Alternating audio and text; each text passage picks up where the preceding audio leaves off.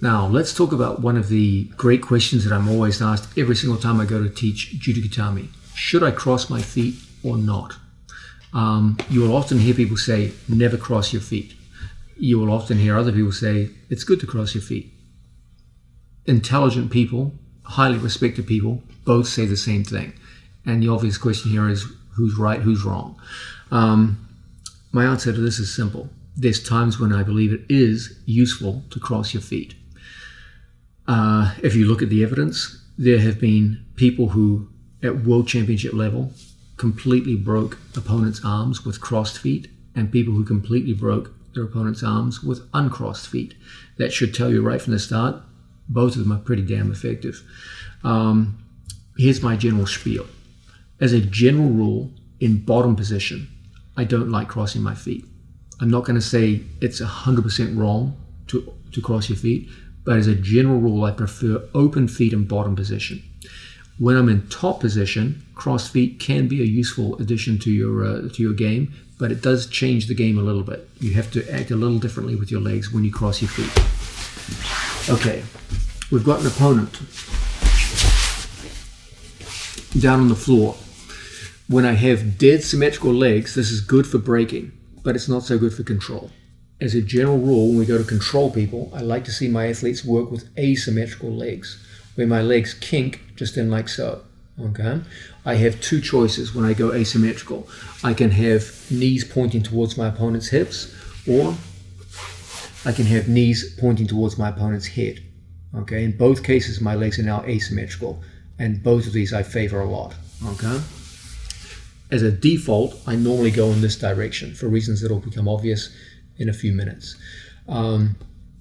When we lock in this position, there's an alternative where I can come back to a symmetrical situation, and from here I can go in to lock my feet. Okay, what do I gain when I do this? Well, one thing's for sure, you gain excellent control of your opponent's far shoulder, so that now both shoulders are being controlled more strongly than if I just have open feet. It comes at a price. When I lock like so, I no longer have such direct, firm control of my opponent's head. Okay. Now my opponent can turn into me a little more easily because the head can move a little more easily. When I have a cross-faced leg in place, the control over the head is very direct, but I sacrifice control of the far shoulder. If I feel I have an opponent who's interested in walking away from me, like so, this might well be a good time for me to cross my feet. I come in and lock, and I pull my legs back. Now I control the far shoulder. When he goes to walk away from me, he's not going anywhere. He's stuck in place. Okay? So this might be one example where cross feet is a good idea. If I have an opponent who I know specializes in turning escapes, where he goes to turn out in this direction in response to a Judo-Gatame, this too can be a good time for us to cross feet. When I know my opponent is interested in turning out in this direction and my feet are crossed, when I go to separate here, the control over the far shoulder makes his turn out much more difficult than usual. So this too might be a good time for us to cross feet. One time I'm not a big fan of crossing feet is when my opponent's on top of me. In here. Okay. Now as he locks up and we go into the Judo-Gatame, the one thing I really need in these positions is head control. And that's something I tend to sacrifice when I cross my feet in this position.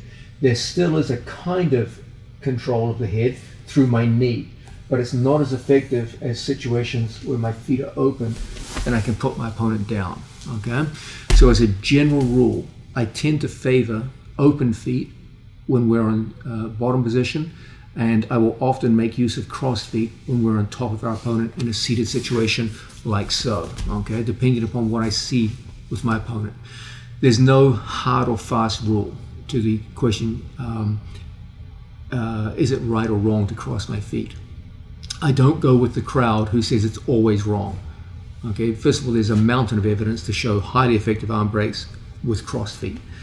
Secondly, it just tends to change the nature of the control rather than to be all wrong or all right. Okay. When my feet are crossed, I still do have some control over the head. If I come down, I just open up my knees, and from the situation, you have excellent control. you do gain a lot of control over the far shoulder. These are all good things. However, when I feel people pressing up into me and I really want to control the head, I typically do go back to open legs, like so, and from here I get very direct control of my opponent. In addition, when I want to move with my opponent, open feet are obviously much better. If I see him moving away and my feet are crossed, I can make it hard for him to move away, but if he does actually get away, now I can't move. And so in these situations, this will be exactly when I heist my way back into a strong attacking position and lock up like so.